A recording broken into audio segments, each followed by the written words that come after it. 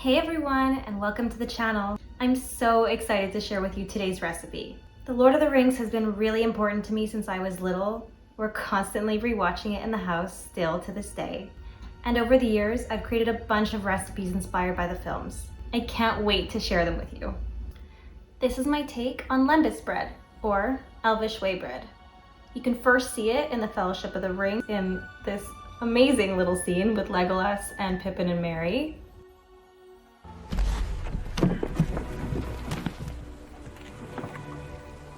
Lembas. Elvish way bread. One small bite is enough to fill the stomach of a grown man.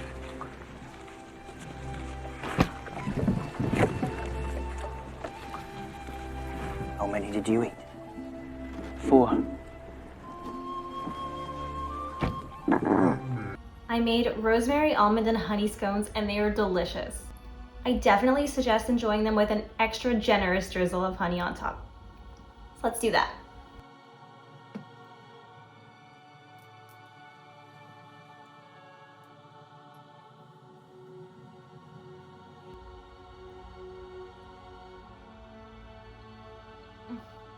These scones are warm, earthy, and have such an amazing, unique flavor. I definitely feel that they belong right in Middle Earth.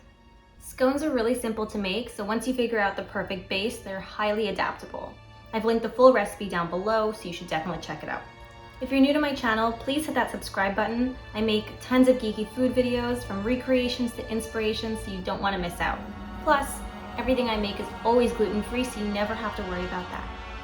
Alright, so the ingredients we're going to be using for these scones are a gluten-free baking flour mix, fresh rosemary, unsalted roasted almonds, honey, very cold butter chopped into little cubes, an egg, granulated sugar, salt, milk, I use unsweetened soy, baking powder, and baking soda. The first step is to sift your dry ingredients together. Add in your baking soda and baking powder, salt, and sugar to your flour, and give it a whisk so it's evenly combined.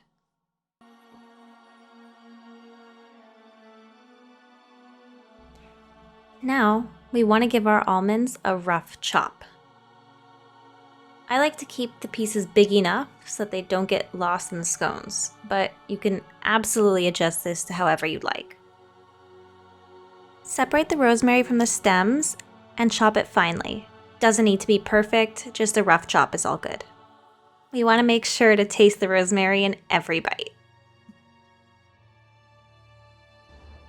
For the base of the scones, we're going to add in all the pieces of very cold butter to the flour. Rub the pieces of butter to combine with the flour until you are left with a fine breadcrumb or sandy looking texture. Try to make sure that your hands aren't too warm because we want to avoid melting any of the butter.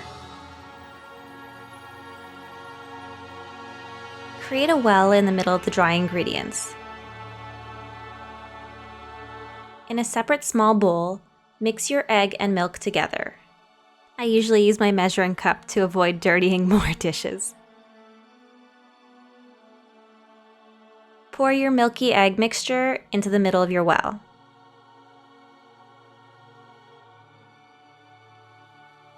Next, we'll add in the rest of the ingredients.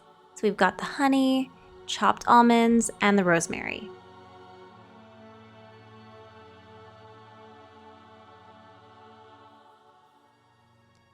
Use a fork to gently mix the dry and liquid ingredients together until it starts to combine.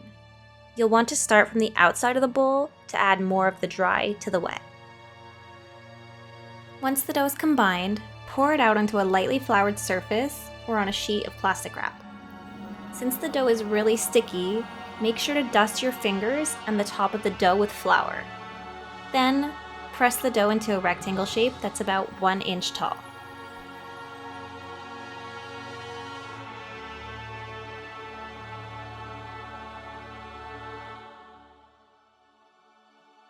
Once you're happy with your shape, wrap the dough in plastic wrap and put in the freezer for about 15 minutes to chill. The chilled dough will spread less while baking, so make sure not to skip this step. If you forget it for longer than 15 minutes, it's also not a big deal. When the dough is firm, remove it from the freezer, unwrap from the plastic wrap, and brush off any of the excess flour. The next step is optional, but you can press some extra chopped almonds into the top of the scones. I've also left them off, and I think I honestly prefer them that way. But not everyone agrees, so it's up to you. Using a bench scraper or a large knife, cut the dough into 6 even squares to create your lembas shape.